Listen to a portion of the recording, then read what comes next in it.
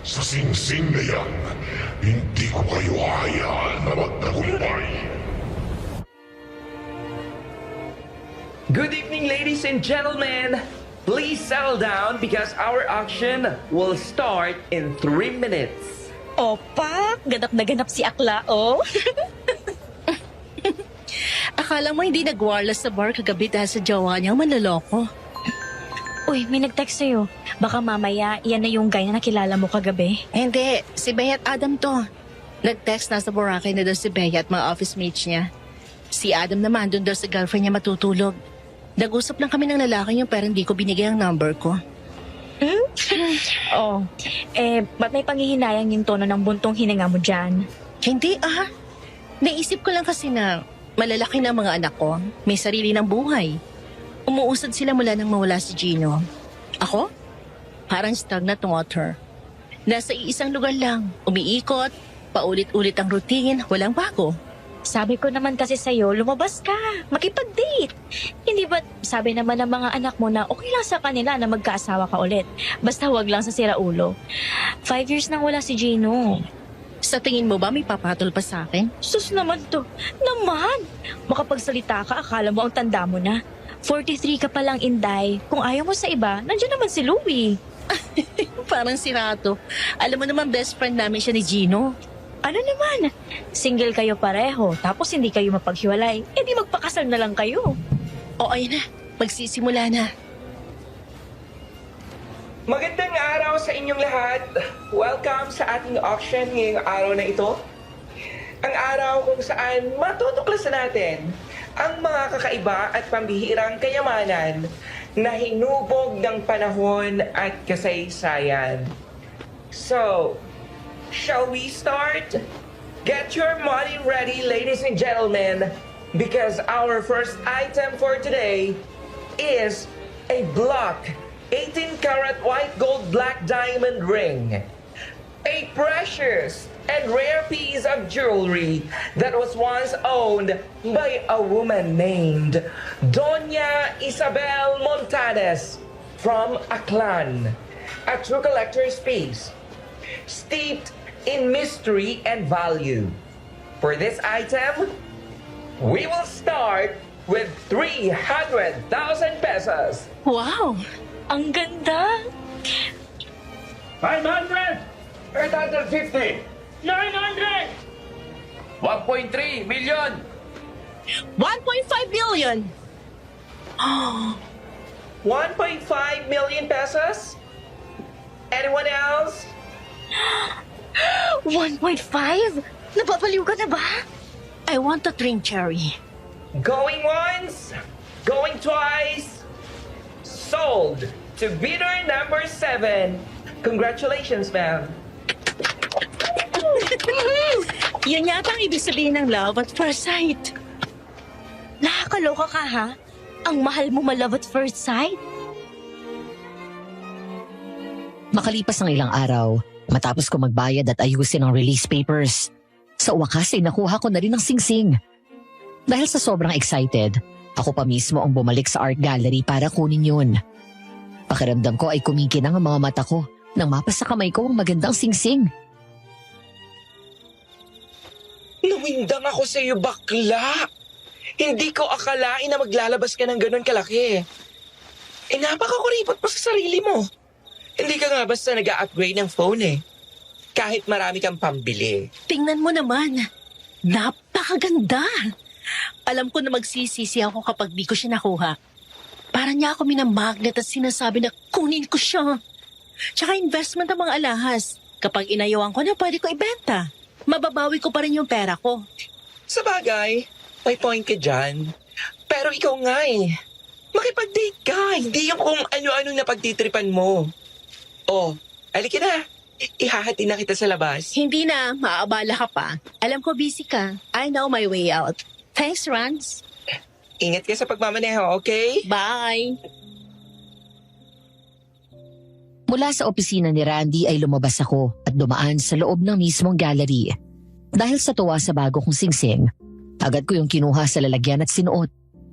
Nang makarating ako, eksakto sa gitna ng malawak na silid na yon, bigla akong huminto nang may maramdaman at marinig na kakaiba, nakakatakot, nakakakilabot. Ibigay mo sa akin ang singsing. Akin yan. Akin yan. Anong nangyayari? Hindi sa'yo yan. Ibalik mo yan sa akin. Hindi sa'yo yan. Sino yun? Napalingon ako sa paligid nang marinig ko ang nakakatakot na boses ng lalaking yun. Ako lang ang nasa gitna at ang ibang tao na naroon malayo mula sa akin abala sa pagtingin ng mga paintings and art pieces. Pero pakiramdam ko, may tao sa likod ko na bumubulong sa tenga ko. Muli akong nakaramdam ng matinding kilabot nang hindi huminto ang boses na yun. Akin na yan. Akin ang singsing na yan. Tama na. Sino ka ba? Bobby, ang akala ko umalis ka na. May problema ba? Randy, may na... Papatay kita kapag hindi mo ibinigay sa akin ang singsing. Ay! Bobby! Guard! Tulong! Isang paalala bago po tayo magpatuloy ng kwento. Marami na pong nakakarating sa amin ng matinding pagnanakaw ng mga kwento dito sa Aswang Diaries ng ibang channel. Huwag po nating tangkilikin ang maling gawain at sa halip ay tulungan niyo po kami na i-report ang mga magnanakaw na ito. Maraming salamat po. Isang mahalagang paalala bago ipagpatuloy ang kwento. Saan ka nga ba makikinig ngayon, Kaaswang Diaries? Siguraduhin mo na sa Aswang Diaries YouTube channel ka lang nakikinig Dahil ngayon, ang dami nang gumagaya at nagnanakaw ng ating mga kwento. Kaya tandaan, ang original dito lang mapapakinggan. Alas 12 pasado na ng hating gabi. Araw ng linggo. Dapat ay natutulog na ako ngunit may napanood akong pelikula kanina na nagpapaalala sa akin sa nakaraan. Dahil doon na hindi ako makatulog.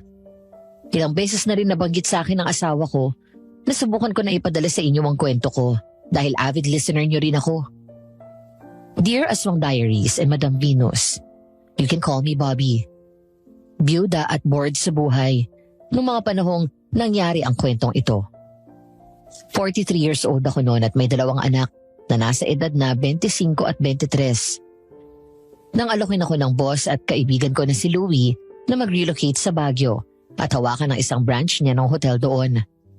Pumayag ako dahil naisip ko na baka kailangan ko lang ng change of environment para mawala yung boredom ko sa buhay. Until my friends encouraged me to go on dates. Go out with younger men. Ayoko pa nga nung una hanggang sa makilala ko si Stephen. Isang 29-year-old na bellboy sa hotel na pinapasukan ko. Nagkasundo kami sa kabila ng malayong agwat ng edad namin. At doon na nga nagsimula ang mga pangyayari sa buhay ko. Na hanggang ngayon, sa tuwing iniisip ko, kinikilabutan pa rin ako. Nanganib ang buhay ko dahil sa aswang. Ngunit sa halip na si Stephen, si Louie ang palaging nasa tabi ko at naging tagapagtanggol ko. Bobby, finally you're here. Hi, boss. Grabe, layo ng biyahe. Thank you for accepting the offer. Ngayon mapapanatag na ako dahil ikaw na nga hawak nitong branch na to. Happy ako na tinanggap ko to. Naboboard na ako sa buhay ko sa Manila, Louie. Baka sakali may exciting na mangyayari sa akin dito. Ako nang bahala sa'yo. I'll take care of you. Wala naman na mawala si Gino. Ikaw na talaga nag-aalaga sa amin ng mga bata. Best friend ko si Gino at nangako ako sa kanya bago siya na mawala na hindi kita pababayaan. Kayo ng mga bata. Hi, Louie. Ano na lang gagawin ko kung wala ka? Buti na lang talaga wala kang girlfriend. At least, hindi ako mag-aalalang baka may magselos. Sa'yo na lang ang dami ko ng konsumisyon Kukuha pa ako ng panibagong sakit ng ulo. Ikaw, napaka mo. Kagaya na lang ng singsing na yan. Kung hindi pa sinabi ni Cherry sa akin, hindi ko malalaman. Ano naman ang pumasok sa kokote mo at binili mo yan? Ang ganda Tsaka magbigyan mo na ako, please. Minsan lang naman ako mag-purchase ng ganun kalaking halaga. Ano pa nga ba? Nandyan na yan. Halika. At itutour muna kita dito sa hotel. Tapos sabay na tayong umuwi sa bahay. Papasok pa lang kami ng hotel nang mapalingon ako sa likod. Bahagya akong ngumiti nang makitang nakatingin sa akin ang isang janitor sa hotel na yon. Hindi ako sigurado kung kilala niya ako pero kumuwi siya sa akin at ngumiti kaya marahan lang akong tumango. Tapos ay sunod akong binati ng gwardya sa katinipon ni Louie ang mga tauhan doon sa lobby. Guys, makinig kayo. She will be your new hotel manager starting tomorrow. Her name is Bobby Gabriela Jane Castro or Bobby for short. Mula bukas ay sa kanya na kayo direkta magre-report. Welcome po, Ma'am Bobby. Thank you guys. I'm happy to meet you. May dalawang importanteng rules lang ako na gusto kong sundin nyo as your new manager. Ayoko nang palaging late at gusto ko magtanong kayo kung may hindi kayo alam, okay? Kung hindi maiiwasan malate, magsabi in advance. At mas maigi na magtanong kaysa magmagaling. Naiintindihan? Yes, ma'am. Thanks, guys. O sige na, bumalik na kayo sa station niya. Halika. Doon tayo sa taas. 10 palapag ang hotel na yon. Sa bawat floor ay may 10 kwarto. Maliit kumpara sa mga hotel ni Louie sa Manila at iba pang city provinces sa bansa. May room service din kaya ang mga guest ay maaaring mag-order ng pagkain. Bukod doon ay may restaurant din sa 3rd floor ng building. Professional chefs ang mga nagluluto ng pagkain doon kaya tsak na masarap, maayos at malinis ang pagkain. Hotel manager din ang trabaho ko sa Maynila na pag-aari din ni Louie. Nang mag-resign ang dating hotel manager dito, ay inalok ni Louie sa akin ang posisyon doon. Agad naman pumayag ang mga anak ko matapos kong magpaalam sa kanila. Kaya narito na ako ngayon. Sa pagbabaka sakali na maiba ng konti ang buhay ko. So, kumusta naman ang biyahe mo kanina? Nakakapagod, pero okay na. Dahil sa bahay ko naman tutuloy, magsasabay na tayo sa pagpasok sa umaga at pag-uwi. Sabi ko naman sa iyo magre-renta na lang ako ng condo unit dito sa malapit. Babs, malaki ang bahay ko. 2 lang kami ni Manang Tonya doon at si Ann. Ang inaanak mo, sa US na nakatira. Pagtatayo ng branch ng hotel doon at siya na ang hahawak noon. Gagastos ka pa eh. May available naman ang kwarto. Talaga? For good na siya doon? Sa tingin ko, nag-enjoy sa buhay niya doon eh. Kasama si Mean, yung kapatid ko. Nabanggit ko nga kanina sa kanya na lilipat ka dito sa Baguio branch. At siya ang nagsabi na patirahin ka na lang dito sa bahay.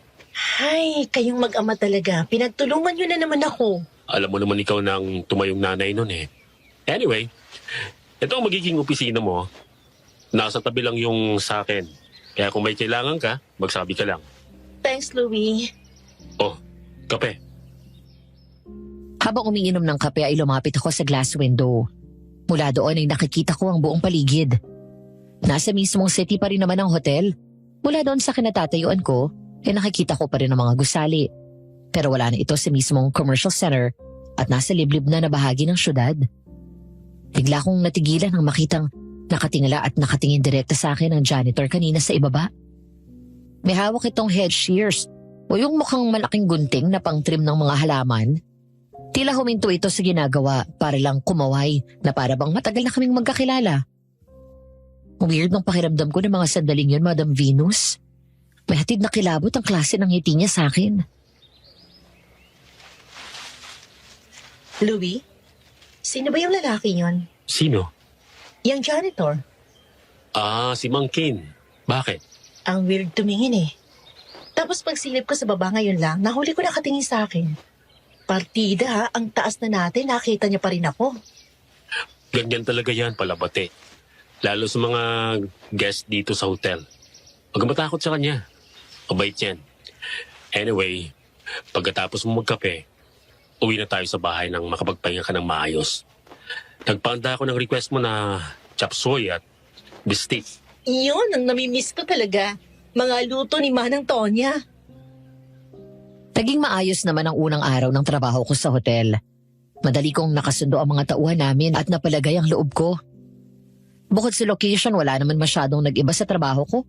Kundi, mas relax ako ngayon dahil hindi naman ganun kalaki itong branch sa Baguio.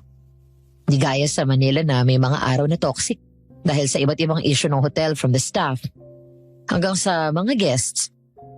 Isa sa mga nakasundo ko agad ay si Stephen, ang 29 years old na bellboy. Nang araw na yon matapos ang meeting ko ay agad akong lumabas ng conference room. Habang naghihintay ng elevator, ay dumating si Stephen dala ang luggage ng mga guest.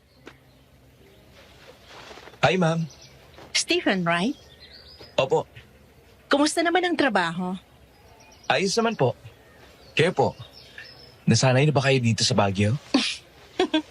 Hindi pa ako sanay sa weather. Palagi malamig, nasanay ako sa init ng Maynila. Masasanay din po kayo. Ang ganda nga po pala ng pangalan niyo. Bobby, maganda ba yon?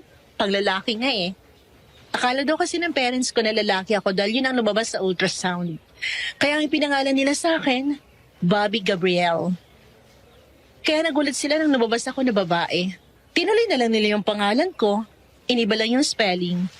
Ginawang letter I yung Y sa Bobby, tapos yung Gabriel, dinagdagan ng letter L at E sa dulo, tsaka dinugtungan ng Jane. Para daw tunog babae pa rin. Astig yun. Bagay naman po sa inyo yung pangalan. Thank you, Stephen. Boyfriend niyo na po ba si Sir Louie? Ha? Hindi. Best friend siya ng asawa ko. May asawa na po kayo? Oo naman. 43 na ako. Halos hindi nga kayo nagkakalayo ng edad ng dalawang anak ko eh. Maaga kasi ako nag-asawa. 18 pa lang nabuntis na ako sa panganay ko. Pero 7 years na rin akong byuda. Si Louie naman, best friend ko na rin siya. Kaya po pala mukhang malapit kayo. Ang akala po ng mga kasamahan natin dito sa hotel na may relasyon daw po kayo ni Sir. Kayo talaga. Pasensya na po kayo, masyado akong mausisa. Wala yun, okay lang. Sige po, dito na ako. Sige. Alas 4:30 pa lang ng hapon nang tawagan ako ni Louie. Nagagabihin siya ng uwi dahil naipit sa isang importanteng meeting. Sinabihan niya ako na umuwi ng maaga dahil mahirap sumakay doon sa labas ng hotel kapag sumapit ang gabi. Pero 15 minutes bago ako umuwi, nagkaroon ng problema sa isang bathroom sa isang kwarto. Nasira yung drainage doon at bumaha sa banyo. Dahil doon napaakit ako nang wala sa oras at kinausap ng maayos sa mga guest at humingi ng paumanhin. Dahil sa nangyari, nag-inspection kami ng maintenance team sa lahat ng kwarto sa bawat palapag. Kaya pasado alas 8 na ako nakalabas ng hotel. Sinubukan ko mag-book ng taxi pero walang tumatanggap ng booking ko. Marahil traffic pa rin talaga sa mga sandaling yon dun sa Baguio. Kaya naman naglakad na lang ako palabas ng kalye kung saan naroon ang hotel.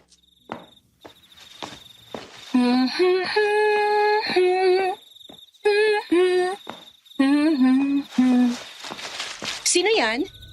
May tao ba dyan? Mabuti na lang din at may mga ilaw sa poste ang kalye na yun. Ngunit hindi naging sapat yun para hindi ako makaramdam ng kilabot. Hindi lang dahil sa lamig ng klima, kung hindi sa naririnig ko na tumatakbo ng mabilis sa likuran ko at kaluskos mula sa mga halaman. Kuya Walter, ikaw ba? May dumaan. Oh my God! Nakaramdam ako ng matinding takot matapos makita na may lumabas mula sa masukal na halamanan. Patakbo itong gumagapang at tumawid papunta sa kabilang gilid ng kalye. Kinilabutan ako sa nakita ko. Hindi ako sigurado kung ano yung tumawid na yun. Dahil doon nagmadali ako sa paglalakad. Una ko naisip baka mabangis na hayop yun na naligaw. Hanggang sa muli ako lumingon at nakita ko na may tao na nakatayo at tila nakatingin sa akin. Napahinto ako. Medyo balingkinita ng pangangatawan. Lalaki pero mahaba at buhaghag ang buhok. Di ko maaninag kung naka-short ito na maikli o naka-underwear. Di ko rin makita ang mukha dahil medyo malayo na siya sa poste ng ilaw. Kaya parang anino na lang nakita ko. Ngunit ang isang pinagtataka ko, parang may naaaninag akong sungay mula dito. Ano yun?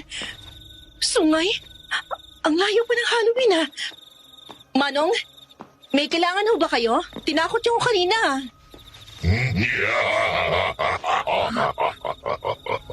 Ang tawa na yun. Napaatras ako. Hanggang sa muli akong humakbang na pabilis ng pabilis matapos kong makita na bumaba ang taong yun sa lupa at lumuhod. Pumwesto na parang gagapang at pagkatapos hinabol ako sa ganong paraan na para siyang aso sa bilis. Kasunod ng nakakatakot na angil na narinig ko mula sa kanya. Dahil doon kumaripas ako ng takbo.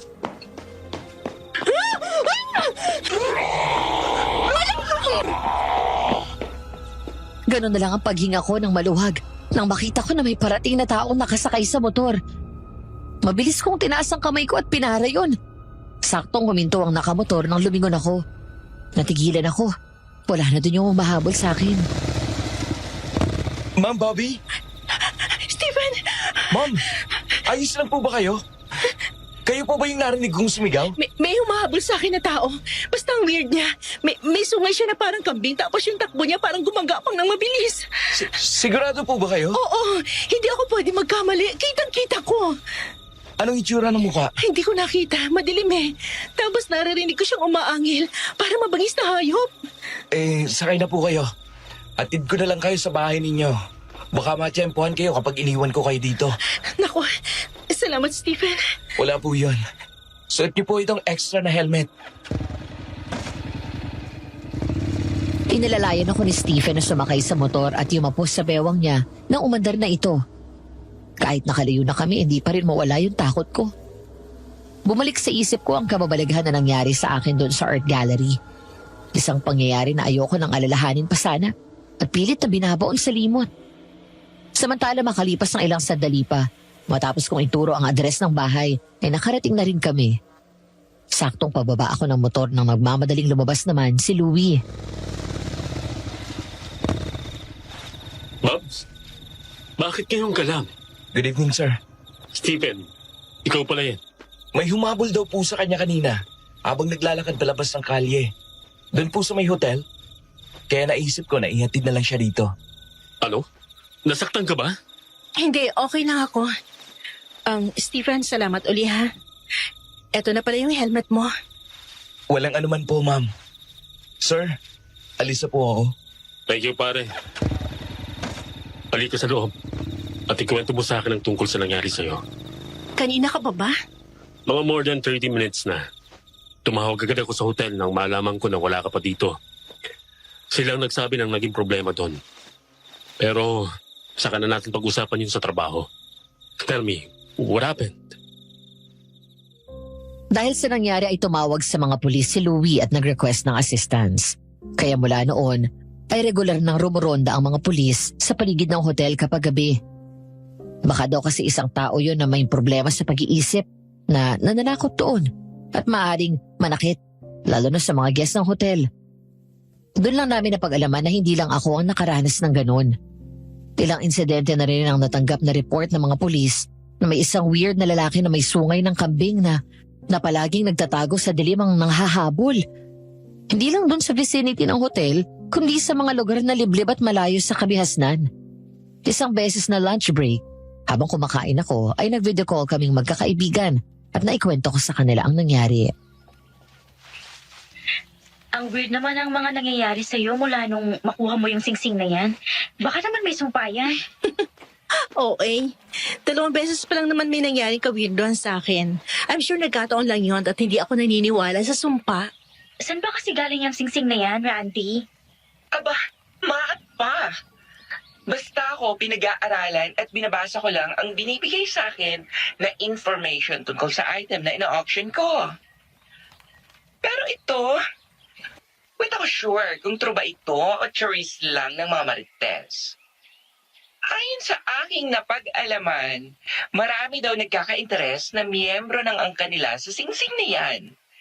Talagang bugsh-bugsh. Patayan, ganun. For some reason, nawala sa pamilya nila ang singsing. Tapos ayun, nagpasalin-salin na hanggang sa napunta sa auction house. Tinitigan ko ang singsing na suot ko.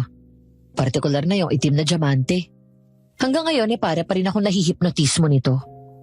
May kung anong hiwaga akong nararamdaman mula dito. Di ko lang matukoy kung ano.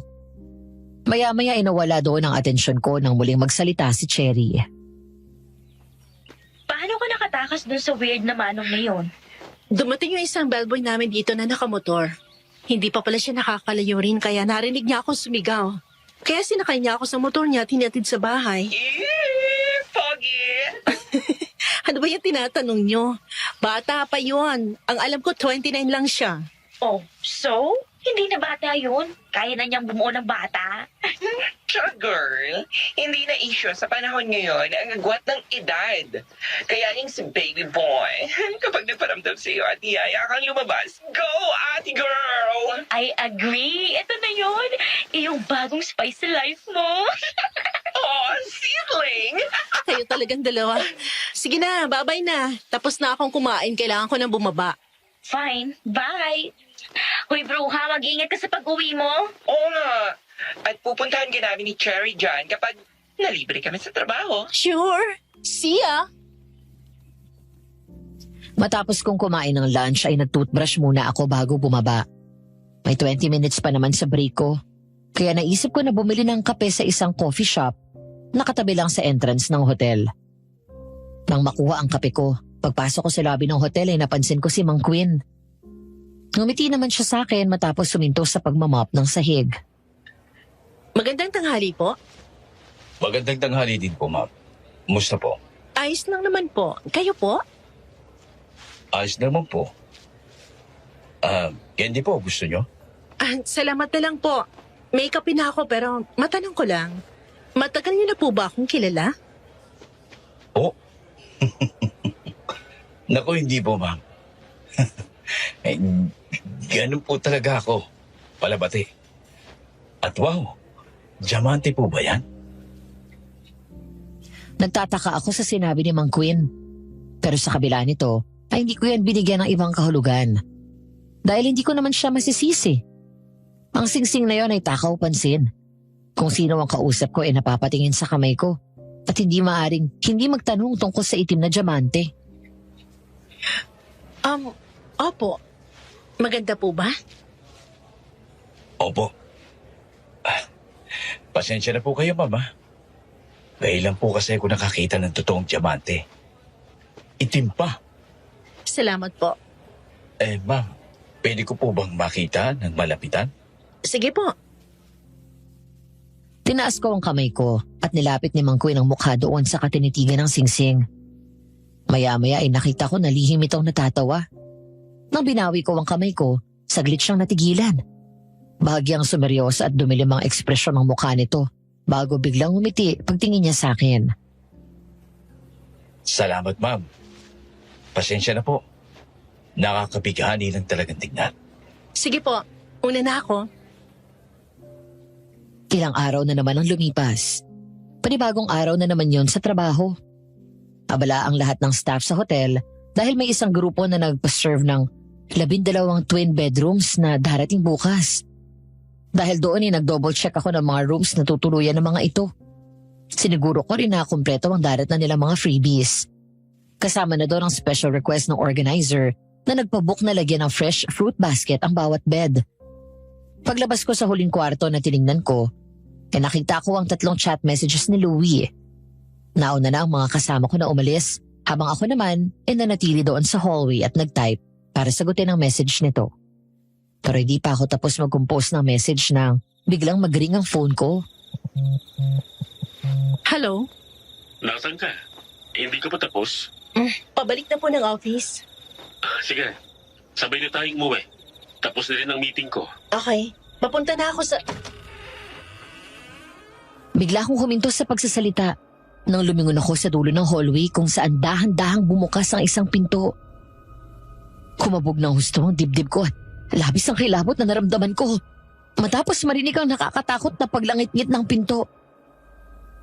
If there's something about that hotel, luma na kasi yung gusali na yun. Kahit na pinarenovate pa hindi pa rin naman mawala-wala yung eerie na feeling doon. Ilan sa tauhan at guest na ang nagkwento sa amin ng nakakatakot na karanasan nila ng pagpaparamdam ng multo. Ilang sandali pa ay napatingala ako nang biglang magpatay-sindi ang ilaw at maya-maya lang tuluyan na itong namatay. Hello? Hello, Bobby? Hello? Louie? Nawala ng ilaw dito sa 7th floor. Sige, susunod na ko dyan. Louie? Oh my gosh! Anong nangyayari dyan? Nanlaki ang mga mata ko, Madam Venus, nang mula sa loob ng dulong kwarto ng pasilyo na yon kung saan bumukas yung pinto. Lumabas ang isang pamilyar na anino na may sungay. Bumaba ang tingin ko sa mga kamay niya at nakita ang mahaba at matulos nitong mga kuko. Kasunod ng pamilyar at nakakapangilabot na angil niya. Bobby, ano yung narinig ko? Yung umabot sa akin ng 1 linggo, nandito siya. Hinahabulan naman niya ako. Hintay mo ako. Papunta na ako dyan. Ganun na lamang ang sigaw ko nang bigla akong bumagsak sa sahig matapos akong maabutan. Muli akong tumili nang hilahin nito ang paa ko at sakyan ako sa ibabaw. Nagpumiglas ako hanggang sa mahawakan nito ang mga kamay ko ng mahigpit at diniinan sa sahig. Nang biglang nagbukas sa mga emergency lights, napasigaw ako ng malakas sa takot nang makita ko ng malapitan ang nakakakilabot nitong mukha. Ah! Demonyo! Lahat kayong may masamang intensyon sa singsing na yan. Hindi ko kayo hayaan na magtagumpay. Parang kaharap ko ang demonyo. Madam Venus, may 2 sungay ito na gaya ng sakambing. Ang nilalang na ito ang naunang humabol sa akin. Ang tenga ay mahaba at matulis sa dulo. Nalilisik ang kulay pulang mga mata nito at ang kanyang mga ngipin ay matutulis din. Iwan mo ako! Anong kasalanan ko? Bakit mo pa ako sinusundan? May ginawa ka na hindi mo pag-aari. Wala akong alam sa sinasabi mo! Ibalik mo sa akin ang ginawa mo. Nang sakalin ako nito, bigla ko siyang tinuhod ng malakas sa likod. Sunod-sunod habang pumipiglas ako. Hanggang sa mabitawan niya ang isang kamay ko. Agad ko siyang tinusok sa mata sabay suntok ng malakas sa mukha. Nang maitula ko siya palayo at natumba sa gilid ko, agad akong bumangon at nagtangka na tumayo at tumakbo. Ngunit bago ko pa magawa yun, bigla na niya akong nahawakan sa paa at muli hinila sa kasinakyan sa ibabaw. Hindi ka makakatakas sa akin! Hoy! Louie! Halika na! Bilis! Nagmamadali akong tumayo matapos hatawin ng fire extinguisher ni Louie ang nilalang na mukhang demonyo at sinipa ng malakas. Hinawakan niya ako sa kamay. Saka kami mabilis na tumakbo palayo. Hinabol naman kami nito nang makabawi, kaya dali kong binuksan ang fire exit at doon kami tumakbo pababa. Ngunit mabilis pa rin kaming hinabol nito. Louie, ayan na siya! Dito ka sa likod ko, bilis! Ibigay mo sa akin ang babae niyan! Louie! Sa gitna ng makapal na usok mula sa fire extinguisher, bigla akong hinablot sa kamay ng nilalang na yon na nasa gilid ko na pala at pilit akong hinihila. Nanlaban ako, sabay hila din ni Louie sa akin palayo. Muli niya ito inisprayan ng fire extinguisher hanggang sa marinig na namin ang mga security ng hotel sa pangunguna ni Kuya Walter. Sir Louie! Sir! Kuya Walter, dito! Ilang sandali pa, nagulat na lang kami nang mawala na ang usok. Wala na rin yung nilalang na yun. Mabilis naganap sa buong paligid ang mga security habang ako nangihina na napaupo na lang. Mabilis akong dinalohan ni Louie at inalalayan. Bobby, ayos ka lang? Nakita ko, Louie. Mukha siyang demonyo. Ano po ba ang itsura niya? Tao ang katawan niya pero ang mukha niya parang demonyo. May sungay siya na parang sa kambing at ang mata niya nakakatakot, papula at nanlilisip. May pangil at mahabang kuko. Oo, ganon. Aswang. Ano ka mo? Aswang? Opo. Hilamangan nila lang na kaya mag-anyong tao sa umaga. Pero pagkagat ng dilim ay lumalabas ang tutungan nyo. Ang pagkain niya ay laman ng tao. At kung pagbabasihan ko ang sinabi ninyo sa itsura niya, tiyak na aswang nga iyon. May sinabi siya sa akin na may kinuha daw ako na hindi sa akin. May binanggit siya kanina, hindi ko lang narinig ng maayos dahil sigaw ako ng sigaw. Nagpakita na po ba siya sa inyo dati? Siya yung humabol sa akin doon sa labas. Ilang araw na nakakalipas, pero bukod doon wala na. At ngayon naalala ko na, parang siya rin yung nakita ko sa art gallery nung kinuha akong sising na to. Tapos nawala na ako ng malay. Anong gagawin namin, Walter? Mas makakabuti po ngayon na iuwi niya muna si Mama para makapagpahinga siya. Dagnan na bigla siya sa mga nangyari. Hanggat maaari po ay iwasin niyo muna ang pagpapagabi dito. O kaya ang mag-isa. Tatawagan ko po yung yahin ko. May isang albularya at magtatanong ako ng mabisang panlaban. Sige, salamat. Bobby, halika na. Dahil sa mga nangyari sa akin ay pinag-day off muna ako ni Louie. Habang sila naman ay nag-iimbestiga kasama ang mga security ng hotel. Dahil wala naman ako magawa, nagpaalam ako kay Manang Tonya na lalabas sandali at maglalakad-lakad sa Session Road. Pagbaba ko mula sa kwarto ko sa second floor ng bahay, nabutan ko ang mabait na kasambahay ni Louie na nagtutupi ng damit na nilabhan nito. Manang, aalis na po ako. Abay, sigurado ka ba na hindi ka magpapasama? Abay, kabilin-bilinan sa akin ni Louie na wag ko daw aalisin ang mata ko sa'yo. Naku, wag ho kayong makikinig lagi dyan. Alam niyo naman yun, ginagawa kong bata. Alam mo naman yon. Mula nang mamatay si Gino, abay, nagpakaama na sa mga anak mo at nagpakaasawa na sa'yo. Kaya nga nahihiya na ako sa kanya eh. Yung si Louie, masyado kang malapit sa kanya kaya gano'n na lang ang pag-aalala niya sa'yo. Abay, tuwang-tuwa nga yan nung pumayag ka at tinanggap mo na ilipat ka dito sa Baguio. Palibhasa'y nag-iisa palagi dito sa bahay. Ang anak niya ay may sarili na rin buhay sa Amerika. Parang ikaw. Ngayon na nandito ka, may nakakausap na siya at nalilibang. Pareho lang naman kami niyan eh. Bored na rin sa buhay. Palibas sa malalaki ng mga bata. Siya nga pala. Nabanggit sa akin ni Louie ang nangyari sa'yo at doon sa aswang na nagtangka sa'yo. Igagawa kita ng panlaban sa aswang na maaari mong gamitin sakaling sugurin ka niya ulit. Talaga po? Marunong kayo? Nakakita na rin po kayo ng aswang? Alam mo anak, laking probinsya ako at liblib din yung baryo na dati namin tinitirhan ng pamilya ko. Noong bata pa ako ay nakakita na ako ng aswang sa amin. Kaya nga kami umalis doon at lumipat sa bayan. Madalas silang lumalabas tuwing kabilugan ng buwan. Naghahanap ng mga taong kakainin nila. Pero may mga aswang naman na kahit hindi bilog ang buwan, kumagat ang dilim at nagutom, magpapalit ng anyo.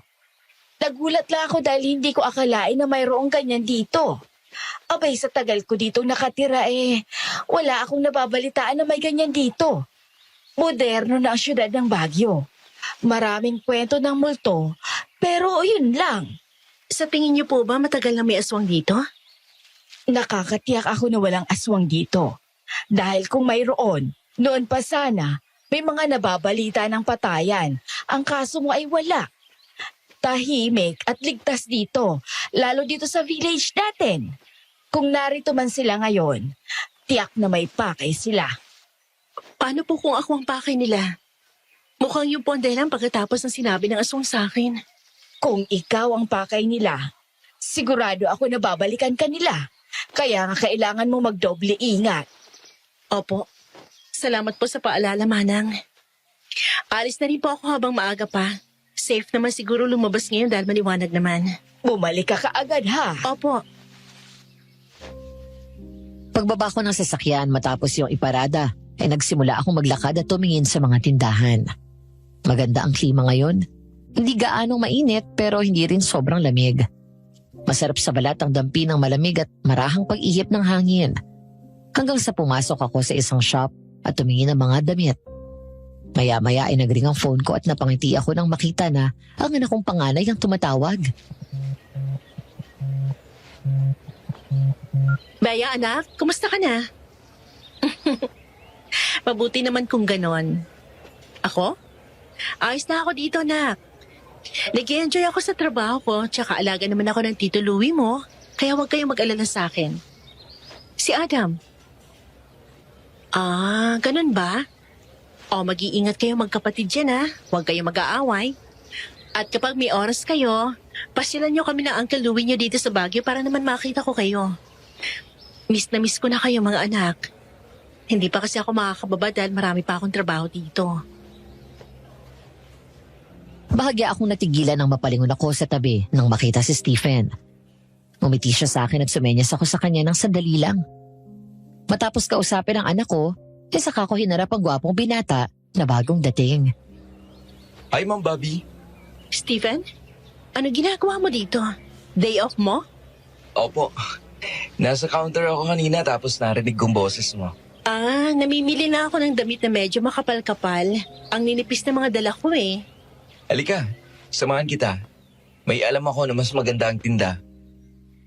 Sumama ako sa kanya palabas ng shop at dinala ako sa mas malaking tindahan. Tama siya, mas maganda nga ang mga tinda doon at marami pang pagpipilian. Nang matapos kong bayaran ng mga pinamili ko, ang buong akala ko ay magpapaalam na siya paglabas namin. Hindi pala. Dahil sinabayan pa rin ako ni Stephen sa paglalakad. May gagawin ka pa bang iba o pupuntahan? Ha? Wala naman. Naglalakad-lakad lang talaga ako, namamasyal, unwind para makalimutan yung mga nangyari kagabi. Narinig ko nga yung nangyari sa'yo mula kay Kuya Walter. Nakauwi na ako nang mangyari yon. Ang importante ay hindi ka nasaktan. Pero wag na natin pag-usapan yon. Baka lalo ka lang matakot eh. Halika, kape na lang tayo. Libre ko. Kape? Pwede naman, kaya lang wala ka bang ibang lakad? Wala naman. Sige na, halika na. Pumayag ako sa imbitasyon ni Stephen. Mula doon sa shop na pinuntahan namin, dinala niya ako sa magandang coffee shop. Dahil katatapos ko lang magkape sa bahay bago umalis, juice na lang ang in-order ko. Habang naroon kami ay nauwi ang usapan namin sa personal na buhay, partikular na sa buhay ni Stephen. Wala kang girlfriend? Wala. 4 na taon nang nakakalipas mula ng huling girlfriend ko. Anong nangyari? Ikakasal na kami dapat eh. Kaso, nahuli ko siyang may ibang lalaki. Yung tinatawag niyang best friend. Minsan ko na siyang sinabihan na hindi ako komportable dahil masyado silang close. Wala lang daw yun. Kaya akala ko nung una na baka siloso lang talaga ako. Hanggang sa nahuli ko sila mismo sa loob ng kotse ng lalaki habang nakaparada sa harap ng bahay ng girlfriend ko. Naghahalikan sila. Halos nakahubad na nga siya eh. Hindi ko tinuloy ang kasal. Kahit na ilang beses siyang nagsorry. Natukso lang daw siya. Kaya umalis ako sa amin at nagpakalayo-layo. Kaya ka napunta dito sa Baguio? Oo. Pero wala na yun. Nag-enjoy na lang talaga ako sa buhay ko dito. Kaya hindi na ako umalis. Matagal na akong nakamove on sa kanya. Mabuti naman kung ganon. Bata ka pa. Marami ka pang makikilala na mas better sa kanya. Oo nga. Gaya mo. Ha? Ano ulit ang sabi mo? Sabi ko, gaya mo. Mas di hamak na masigit ka dun sa ex ko. Ma'am, hindi ako sanay na magpaligoy-ligoy. Sinasabi ko kapag gusto ko o hindi. At gusto kita, Ma'am Bobby. Stephen, 29 ka pa lang, 43 na ako. Bukod sa malaki ang agwat ng edad natin, hindi mo pa ako lubos na kilala. E di kikilalanin kita. Tsaka, wala eh. Unang kita ko pa lang sa'yo, gusto agad kita. Hindi naman halata ang edad mo. Mas mukha pa nga ako matanda sa'yo eh. Bigyan mo lang ako ng chance na ligawan at kilalanin ka. Pero Stephen, Please. look Stephen, hindi mo ka... Hindi ko na ituloy ang sasabihin ko nang may biglang sumulpot na isang bungkus ng bulaklak sa harapan ko. Sinundan ko ng tingin ng kamay na nagmula sa likod. Nang lumingon ako, bigla ako natawa nang makita ko si Louie. Nakasuot ng sunglasses habang suot ang office suit nito. Doon siya sa harap namin ni Stephen na noong mga sandaling yon biglang namula at nahiya. Sorry pero hindi sa pagiging chismoso pero narinig ko lahat ng pinag-uusapan nyo. Boy, sensya na pre pero pinagkatiwala to sa akin ng mga anak niya at yung mga best friend ko na asawa niya. Dapat ako munang ligawan mo. Good morning po, sir. Good morning naman. Sige po, mauna na ako. Ha? Alis ka na kaagad? Opo, sige po. Nagmamadaling umalis si Stephen habang ako naman ay natatawa na lumingon kay Louie at pabirong kinurot ito. Tatawa-tawa lang siya na iniwas ang katawan sa akin, sabay hinawakan ako sa kamay. Pagkatapos ay hinila niya ako at doon pinaupo sa kanyang mesa. Ikaw talaga tinakot mo pa yung tao. Kanina ka pa ba dito? Oo, nakita ko nga kayong pumasok eh. May kausap lang akong importante kanina, kaya hindi kita natawag kanina. Ano tong bulaklak? Binili ko talaga yan para sa'yo. Bago ko pa kayo makita. Tara, tayo na lang mag-date. Hindi yung kung sino-sinong totoy ang gustong manligaw sa'yo. Bastos ka talaga. Hindi ka ba papasok sa hotel? Hindi na. Bukas na. Wala naman akong meeting pagkatapos nito eh. Pasado 12:00 ng hating gabi. Dahil hindi ako dalawin ng antok, lumabas ako sa kwarto at bumaba sa kusina para gumawa ng chamomile at lavender tea. Pagkatapos naglabas din ako ng tinapay at nagsimulang kumain habang nakaupo sa isang bar stool sa harap ng island counter. Maya-maya ay napalingon ako nang makitang bumababa rin si Louie. Linggo kinabukasan at pareho kaming walang pasok. Kaya malakas ang loob naming magpuyat. Oh, Louie, gusto mo ng tsaa? Kape ang gusto ko. Decaf? Pagtimpla kita. Thank you. Agad akong tumayo para ipagtimpla ito ng kape. Habang ginagawa yun naupo naman si Louie sa bakanting silya sa tabi ko. Matapos ibigay ang kape niya ay bumalik na rin ako sa pwesto ko. Habang kumakain kami ng tinapay, tahimik lang kami pareho. Hanggang maya-maya nagsalita ito. Babs, di nga. Magpapaligaw ka talaga dun sa uhuging Stephen na yon? Ang salbahe mo sa tao. May uhugin ba na 29 anyos? Palibhasa matanda ka na. Uy, excuse me. 1 taon lang ang tanda ko sa'yo ha. Kaya matanda ka na rin. Pero, seryosong tanong yun. Hindi ah. Wala naman akong gusto sa kanya eh. Oo, pogi siya, pero ayun lang yun. Pogi din naman ako ah. Oo nga, pogi ka nga. Kaya nagtataka ako kung bakit wala kang girlfriend. Bading ka ba? Loko, anong bading? Balikan kita dyan eh. Eh kasi naman, huling girlfriend mo, buhay pa yata si Gino. Busy ako. Tsaka, nandiyan ka naman eh. Ba't pa ako maghahanap? Ako ngayon wag mong idadamay dyan sa kalokohan mo ha. Tingnan mo to, seryoso ako eh. Tayo na lang kasi. Bakasal na tayo. As in, seryoso ka dyan? Oo naman. Single ka naman, ako rin. Sigurado naman ako na hindi magagalit si Gino. Tsaka, magkasundo ang mga anak natin. Kasundo mo si Ann. Ako parang mga anak ko na rin sila Bea at Adam. Nakakatakot kang seryosohin eh. Baka pinagtitripan mo lang ako. Gusto mo bang patunayan ko na seryoso ako? Paano? Baka mamaya ko...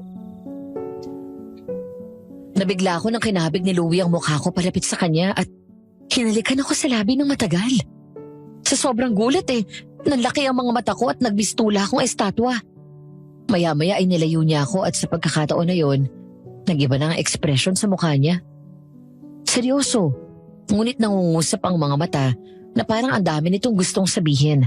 Marahan niyang hinaplos ang pisngi ko habang hindi inaalis ang tingin sa mga mata ko.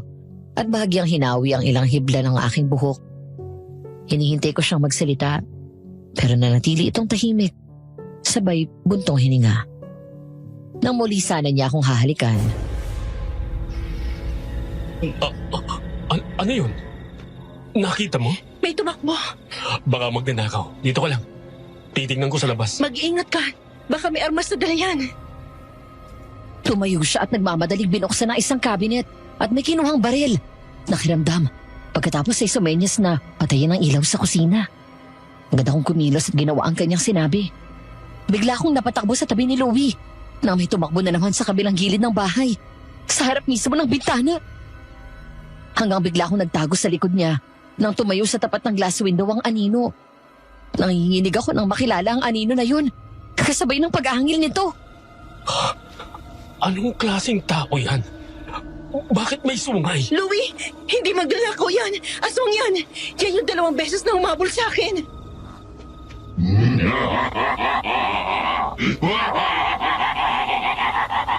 Ano? Hanggang dito nakasunod na siya? Paano niya nalaman kung saan ka nakatira? Baka sinusundan niya bawat kilos ko. Anong gagawin natin? Ilang sandali pa biglang tumakbo ang aswang paalis. Mabilis lumapit sa bintana si Louie at sumilip. Hindi kami sigurado kung lumabas na ang aswang. Pero wala na siya sa labas ng hawiin namin ang manipis na kurtina. Di namin alam kung pumunta lang ba ito doon upang manindak. At iparating na alam nito kung saan ako nakatira. O may iba pa siyang balak na hindi lang natuloy. Nakiramdam kami. Ngunit katahimikan at mga kuliglig sa paligid na ang narinig namin. Maya-maya ay lumabas si Manang Tonya na tila nagising mula sa pagkakatulog para uminom ng tubig. Kita ko sa kanya ang pagtataka. Magtatanong na lang ang matanda nang maging siya ay napalingon sa gulat. Matapos na may marinig ang malakas na sigaw ng babae mula sa malayo, kasunod ng angil ng aswang. Ay, Louie! Diyos ko yung babae! Baka sinaktan na siya ng aswang! Dito ka lang. Lalabas ako. Huwag! Huwag niyong bubuksan ang pinto! Halos sabay kaming napalingon ni Louie sa biglang pagsigaw ni Manang Tonya. Ngunit huli na dahil nabuksan na namin yun. Ganun na lang ang gulat namin nang biglang may sumunggab sa batok ni Louie mula sa gilid. Doon namin nakita ang aswang. Sumisigaw ngunit boses babae. At nang umangil parang napakalayo ng boses nito. Mga tanga! Napakadali ninyong linglagin!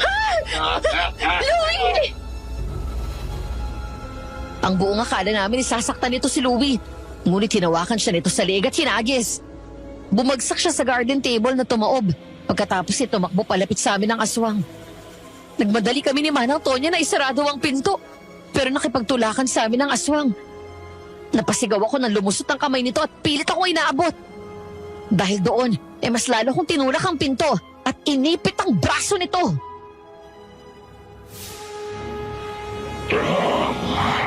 Ibigay niyo sa amin ang sinsing! Wala akong alam sa sinasabi mo! Lumayas ka dito!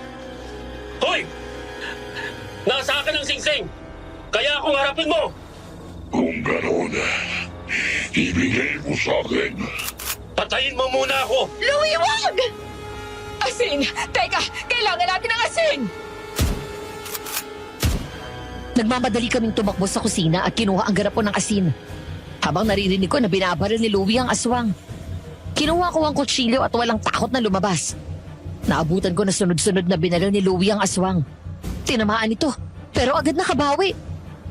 Nang magawa nitong makalapit sinakal siya ng mahigpit at inangat ang kanyang paa sa lupa. Mabilis at sunod-sunod din naman itong binati ni Manang Tonya ng asin. Malakas na umangil ang aswang na parang napaso ito sa sakit habang sumisigaw at umaangil. Si Louie naman ay nakaramdam ng panghihina at habol ang hininga na nakahiga sa damuhan. Hindi ko alam kung saan galing ang tapang ko ng sandaling yon. Nang magawang makabawi ng aswang mula sa pag-atake ni Manang, galit itong lumingon sa amin. Akmang lalapitan ito si Louie nang mabilis kong hinarang ang sarili ko at tinutukan ang aswang ng kutsilyo. Huwag na huwag kang lalapit! Kaya kitang patayin! Sa tingin mo ba? Natatakot ako sa iyo. Akin ang sinsing. Wala sa akin ang hinahanap mo! Sinungaling ka. Nasaan ang sinsing ko? Nang sumugod ang aswang ay sinalubong ko siya ng patalim, pero nagawa nitong hawakan ng kamay ko bago pa siya masaksak. Mahigpit niyang hinawakan ang kwelyo ng suot kong pantulog at binuka ang bibig para kagatin ako. Nagpumiglas ako at sinubukan siyang sipain, ngunit parang balawala yun sa kanya. Mabilis nilapit ng aswang ang bibig niya sa leeg ko, pero hindi yun natuloy dahil may bumato ng asin dito, kasunod ng 3 putok ng baril. Hindi ba tayo tapos? Mabalikan kita.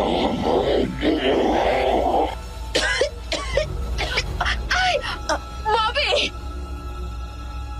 Dahil sa takot at panghihina, ubo ako ng ubo na bumagsak sa lupa matapos akong bitawan ng aswang. Nagmamadali siyang lumabas. Sinubukan pang habulin nito ni Louie at barilin, pero mabilis itong nakatakbo sa mga kakahuyan pababa ng bundok. Hanggang sa kainin na siya ng dilim. Agad naman tumakbo sa tabi ko ang dalawa, lalo na si Louie. Bobs, okay ka lang? Okay lang.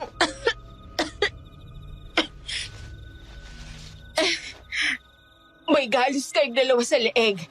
Siguradong dahil sa kukuya ng aswang. Pumasok na kayo at namagamot ko kayo. Kailangan niyong tandaan. May mga aswang na mapanglinlang. Gaya niya. Kaya nilang manggaya at ibahin ang boses nila. Sa ganun paraan ay mapipilitan lumabas ang kanilang gustong biktimahin.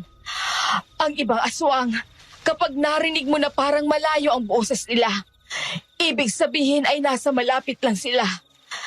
Kapag naman narinig mo sila na parang malapit ang kanilang tinig, ibig sabihin ay nasa malayo sila. Baliktad.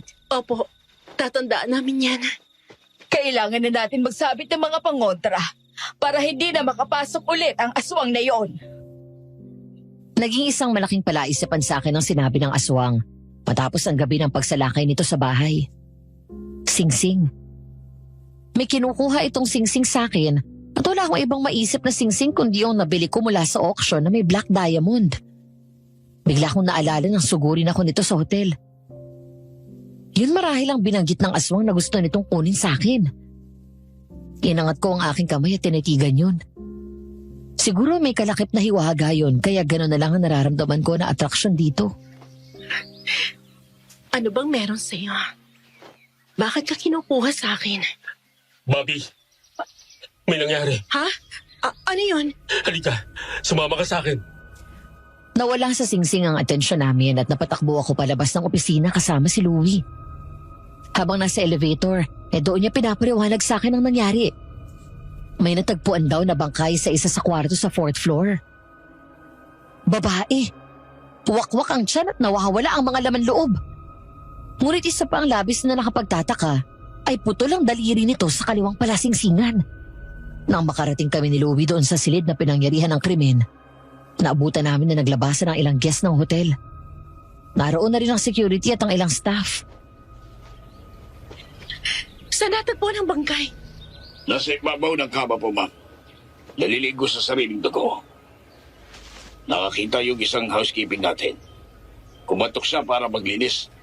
Nung wala daw sumagot, pumasok na siya. Tapos ayan na daw ang inabutan niya. Walter, kontrolin niyo yung crowd.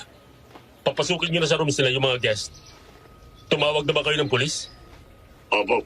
Make sure na hindi gagawa ng ingay ito sa lahat, media or internet. Or else, maaapektuhan ang hotel. Yes, boss. Para po ba, anak? Nang pumasok si Louie sa loob ng kwarto, sumunod ako. Bigla akong natakpan ang bibig ko sa gulat nang makitang wakwak nga ang tiyan ng babae at wala ng laman loob. Putol nga ang daliri sa kaliwang palasingsingan nito. May bakas din ang kamay sa liig nito. Sinyalis ng mahigpit na pagkakasakal dito. Maya-maya lumabas na rin kami. Nakaramdam ako ng pag-aalala. Hindi lang sa maaring maging epekto nito sa hotel, kung hindi na rin kay Louie. Nilapitan ko siya at hinawakan sa braso, saka nakikisimpat siya nung umiti. Huwag kang mag-alala. Magiging okay din ang lahat. Thanks. Malungkot at may bahid na pag-aalala na gumanti ng ngiti si Louie. Nang lumingon ako sa kanan ko, sa gitna ng pasilyo kung saan naroon ang elevator, bahagya akong napakunot noo matapos makita si Stephen. Titig na titig sa pinto ng kwarto ng namatay na babae. Pero walang emosyon ng mukha. Nang mapunta sa akin ang kanyang tingin, bigla itong umiti at kumaway sa akin. Kaya naman ganun ang ginawa ko. Matapos yun umalis na rin ito agad at sumakay sa elevator. Hindi naman nagtagal dumating ang mga pulis. Lumipas ang mga oras at lahat kami doon tinanong tungkol sa biktima at kung ano ang alam namin sa krimen.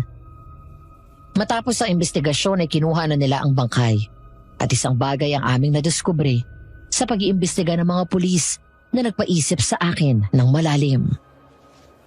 Aswang ang pumatay sa babae? Paano nangyari yun?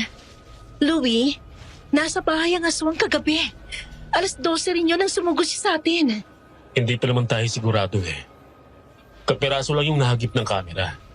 Hindi natin sigurado kung sungay niya nga yun. Pero kung totoong hinala mo, isa lang ang ibig sabihin niyan. 2 ang aswang. Habang nire-review ng mga pulis ang CCTV, walang nakuhang footage ang mga kamera namin sa 4th floor. Yun dahil may nagsira sa mga ito at hinila mula sa pagkakakabit sa kisame. Ang hinala ng pulis ay ang killer din ang gumawa nito. Dahil doon nagkaroon sila ng teorya na isa sa mga staff ng hotel ang killer dahil kabisado ang mga blind spot ng mga kamera. Tila alam kung saan dadaan na tsak na hindi siya mahuhuli. Pero may isang anggulo ng kamera na hindi nakatutok sa kwarto ng biktima ang nakahagip sa isang pamilyar na imahe. Ang pamilyar na sungay ng aswang. Oh my gosh! Kaya pala ibang body build ng aswang na sumugod sa akin dito sa hotel at yung kagabi. Mas malaki at matikas ang pangatawan ng isa at parang mas may edad na yung sumugod sa ating kagabi. Sino kaya sila? At ang weird na singsing ang habol sa'yo ng aswang na sumugod sa ating kagabi. At kasamang nawawala ng kaliwang palasingsingan ng biktima ay ang engagement ring niya. Hayaan na natin sa mga pulis ang kaso. Right. Pero ang main concern ko baka kumalat sa public to.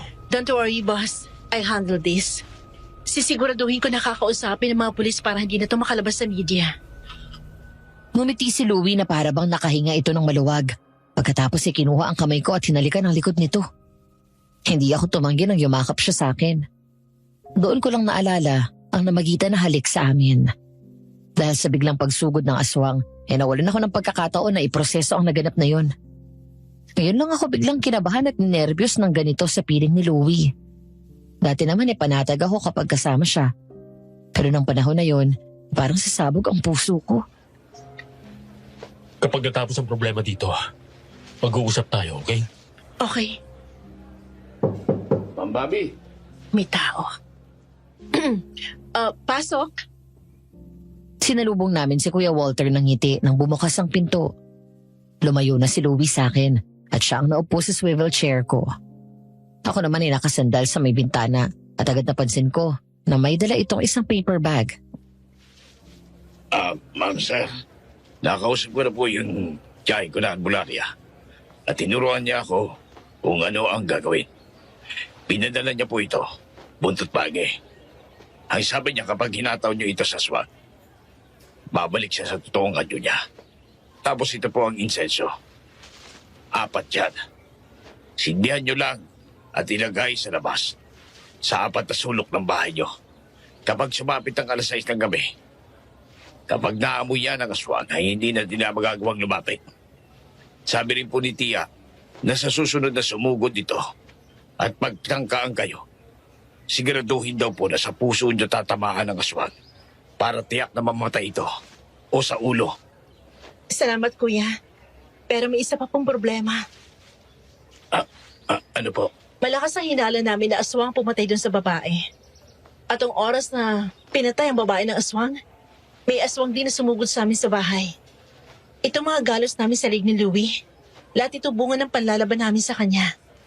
At mukha itong singsing na may itim na diamante ang pakay niya.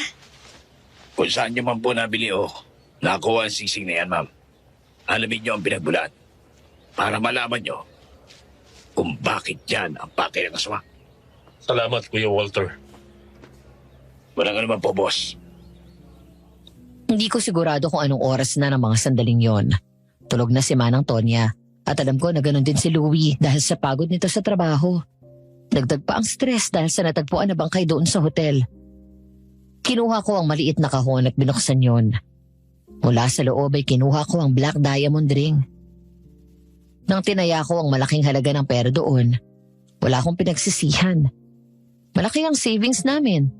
Maaluan na ang buhay ko noon pa, bago pa ako mag-asawa. At gayon din si Gino. Kaya hindi problema sa akin ang pera. Ngunit ngayon na nanganib ang buhay ko at nagugulo ang katahimikan ko dahil sa singsing na to, minsan naiisip ko kung karapat dapat ko pa ba siyang itago o ibenta ko na rin. Ilang sandali pa napalingon ako sa pinto nang marinig ang marahang katok mula sa labas. Bobby, gising ka pa? Pasok.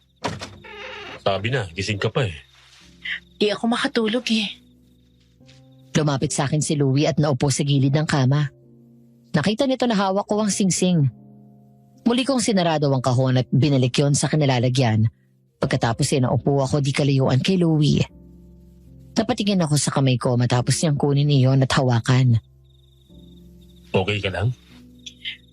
Ewan, siguro. Hindi mawala sa isip ko kung anong connection ng mga aswang na yun sa singsing. Nag-aalala lang ako. Natatakot ako baka kung ano mayari sa akin. Pero mas nag-aalala ako na baka madamay kayo at maiwan ko mga anak ko. Alam nilang nangyayari sa'yo? Hindi. Ayoko malaman nila para hindi sila mag-alala sa akin. Baka kasi sumugod yun dito at sila masaktan. Mas hindi ko kakayanin yun. Nandito naman ako eh. Kailan ba kita pababayaan? Louie, yung pala tungkol sa... Salik? O yung sinabi ko na tayo na lang? Pareho. Seryoso ako sa sinabi ko, Bobby. Hindi ko alam kung anong dapat maramdaman ko. Bigla ako nalito eh. Iniisip ko rin kung tama ba natanggapin kita. Lalo na't matalik na kaibigan mo si Gino. I've been in love with you for as long as I can remember. Ano? I fell in love with you first before Gino introduced you to me. Nagsimula ako bilang fan mo sa varsity team sa volleyball nung high school tayo. Hanggang sa ang simpleng paghanga ay nauwi sa pagmamahal. Magpapakilala na sana ako sa'yo noon at makikipagkaibigan para ligawan ka. Pero nagulat na lang ako na ipakilala ka sa akin ni Gino na girlfriend ka niya. Ikaw pala yung palagi niyang kinikwento sa akin na crush din niya. All along, we've been in love with the same girl. Hindi ako kumibo. Hindi alam ni Gino na ikaw yung tinutukoy ko kapag nagkukwento ako. Parang bumagsak ang mundo ko nang malaman ko na nabuntis ka niya. Luby, I'm so sorry. Hindi ko alam. Don't get me wrong, Bubs.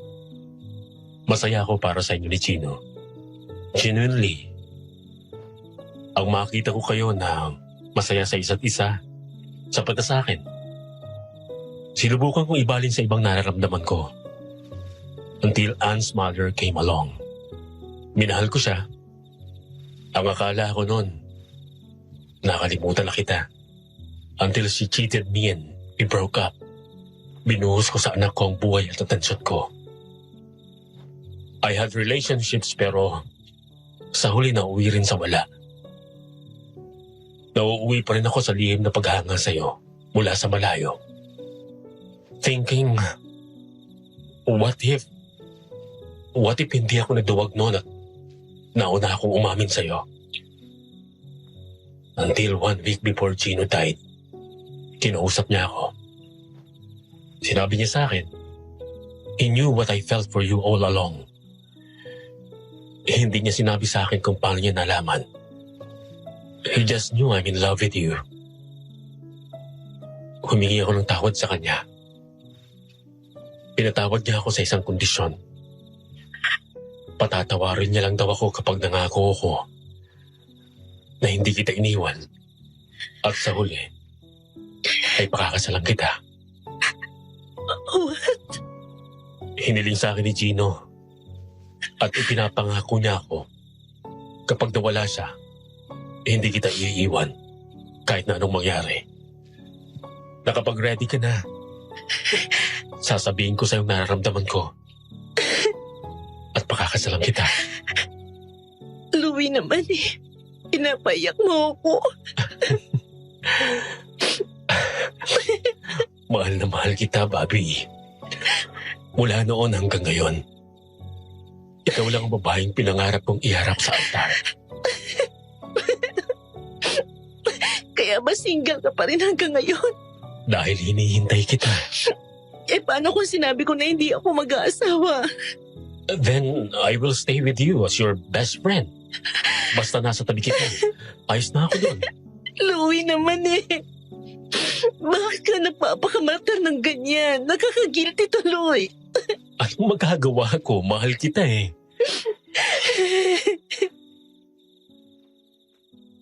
Sinundan ko siya ng tingin na mula sa bulsa ay may nilabas itong maliit na kahon. Natakpan ko ang bibig ko sa gulat dahil alam ko kung anong laman ito. Pumagos lalo ang luha sa mga mata ko nang buksan yun ni Louie at nakumpirma ang hinala ko. Pagkatapos ilumhod siya sa harap ko. Matagal na ako nagpaalam sa mga bata. Ilang buwan bago ka pumunta dito. Pinaalam ko kay Bea at Adam ang nararamdaman ko. At sinabi ko sa kanila, gusto ko itang pakasalan. Binigay nila ang blessing sa akin kaya bumili agad ako ng singsing. Kahit na hindi ako sigurado kung tatanggapin mo ako. Hindi na tayo bumabata at ayokong magsayang ng oras. At ang tagal kong pinangarap na itanong sa iyo to. Ngayon, nabigyan ako ng pagkakataon. Hindi ko nasasayangin pa. Bobby, will you marry me? Yes. Talaga? Hindi ka nabibiro?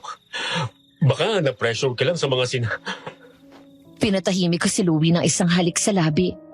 Nakita ko ang gulat sa mga mata niya. Saka ko binigay ang kaliwang kamay ko.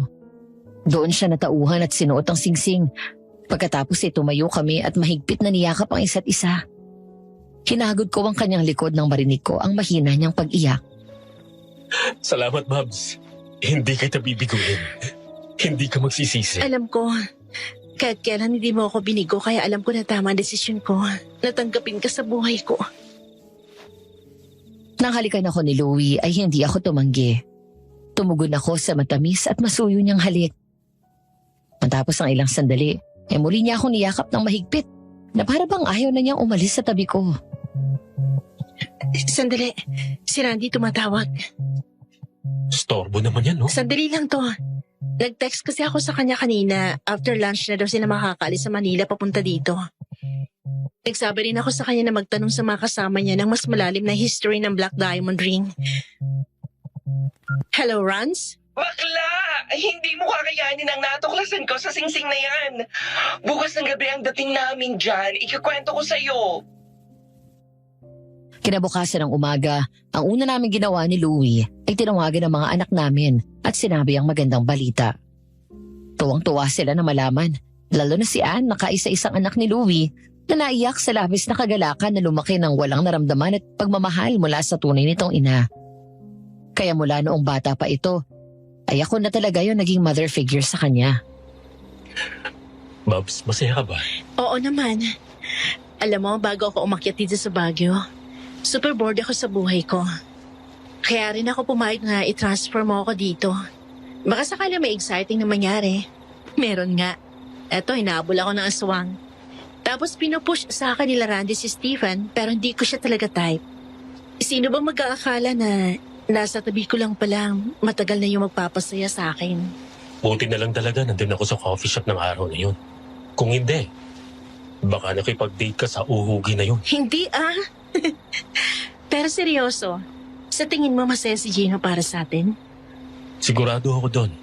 Nangako ako sa kanya nung mag-usap kami ng masinsinan na kapag sinagot mo ko, mas mamahalin at masaalagaan kita.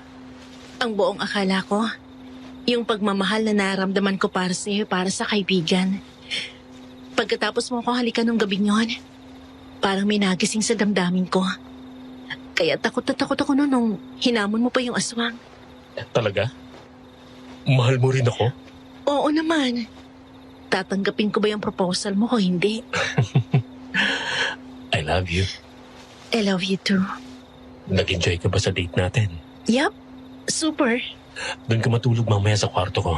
Sige, para naman Oy, sira! Biglang natapakan ni Louie ang preno ng may humarang sa gitna. Ngunit hindi tao ang nakatayo ngayon sa harap ng kotse at sa gitna ng madilim na daan na yun. Ang aswang! Nalilisik ang mga mata habang ginagalaw-galaw ang mga kamay. Napakapit ako na mahigpit habang si Louie ay tinapakan ng accelerator saka biglang inabante ang kotse. Ay! Louie! Kumapit ka naman buti! Sinubukan itong sagasaan ni Louie. Ngunit nagulat kami nang makatalo nito sa ibabaw ng hood. Saka tumakbo papunta sa bubong ng kotse. Mula doon sa loob ay narinig namin ang mga yabag nito. Sa halip na huminto, mas binilisan ni Louie ang takbo ng sasakyan. Mabuti na lang at wala nang dumadaan na sasakyan sa parting yun papunta sa subdivision. Ngunit delikado rin. Dahil bukod sa madilim at walang ilaw ang kalsada, bangin na ang nasa kanan namin. At isang maling galaw ng sasakyan, tsak na mahuhulog kami. Demonyo ka! Papatayin talaga kita! Ganun na lamang ang sigaw ko nang biglang mabasag ang salamin ng sasakyan sa likod ko matapos yung suntukin ng malakas ng aswang. Mula doon ay nagawa nitong makapasok sa loob at agad nitong inatake si Louie mula sa likod. Pero mabilis din akong kumilos. Inalis ko ang seatbelt namin. Nagawang makawala ni Louie sa seatbelt niya at pumiglas mula sa pagkakahawak ng aswang. Habang ako naman inabot at hinila ang seatbelt ni Louie at pinulupot yun sa leeg ng aswang saka siya sinakal. Hindi ko alam kung ano meron ng sising na yun at ginugulo mong buhay namin. Pero hindi ko hahayaan na saktan mo mahal ko dahil doon. Sa akin ang singsing na yon. Sa akin! Sa akin na yun dahil binili ko yun. Wala kang alam sa kapangyarihan ng singsing na yon. Kaya ibalik mo yun sa akin. Hindi! Nagawa ng aswang na makawala mula sa seatbelt at ako ang inatake nito. Napasandal ako sa dashboard habang si Louie biglang kinabig ang kotse. Nawalan ako ng balanse at tumama ang katawan ko sa bintana. Sinubukan akong abutin ng aswang pero nahawakan ko ang kamay nito. Sabay sipa ng malakas sa kanyang mukha ng ilang beses. Nang biglang kinabig ni Louie ang kotse sa kaliwa, nabitawan ako ng aswang at doon niya biglang tinapakan ng preno. Kasabay ng malakas na angil ng aswang, kinuha ni Louie ang baril na nasa compartment at agad pinaputokan ng aswang ng 3 beses. Mamatay ka ng demonyo ka! Lahat ng 3 bala na nagmula sa baril ni Louie ay tumama sa aswang. Dahil doon tuluyan na itong bumagsak. Pareho kaming humihingal sa takot ng nagkatinginan. Alalang-alala na hinaplos niya ang pisngi ko at siniguro na wala akong sugat. Patay na yata siya. Siguro, yung mga asin na binalot ni Manang Tonya. Nandito rin sa compartment. Sa bilis ng pangyari, di ko na naalalang kunin. Teka, may labas na para sigurado. Hindi ako mahina gaya ng inaakala ninyo. Kayo muna ang mamamatay bago ako. Ganon na lang ang gulat namin ni Louie nang biglang magising ang aswang na inakala namin ay patay na at sinakal si Louie. Dahil doon nabitawan nito ang baril at nahulog sa paanan ko. Nang nagtangka ang aswang nakagatin si Louie, mabilis akong kumilos. Binuksan ko ang supot ng asin na hinaluan ni Manang Tonya ng bawang. Saka ko binato yun sa mukha nito. Bumalik ka na sa impyerno, pinanggalingan mo! At huwag mong punoy ng buhay namin! Sa halip na bitawan si Louie, patuloy pa rin ang hawak ng aswang ang leeg ni Louie. Kinuha ko ang cellphone ko. Yun yung malakas na pinukpo ko sa ulo ng aswang. Ngunit dahil sa pagpupumiglas ni Louie, natakpan niya ang accelerator. Biglang umatras ang sasakyan. Napasigaw ako nang mapunta kami sa bangin. Kaya agad siyang nakapreno. Ngunit hindi ako makakilos. Dahil nang sumilip ako, nakita ko na ang likod na bahagi ng sasakyan nakalaylay na sa bangin. Isang maling galaw, mahuhulog kami. Mahuhulog tayo! Kailangan nating makababa dito. Hindi kayo makakalabas dito. Pare-pareho tayong mahuhulog at mamamatay. Tumahimik ka!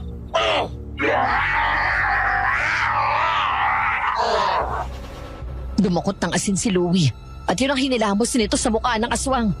Nagawang makawala ni Louie mula sa pagkakasakal nito at doon niya naabot ang baril. Saka muling pinaputokan ng aswang.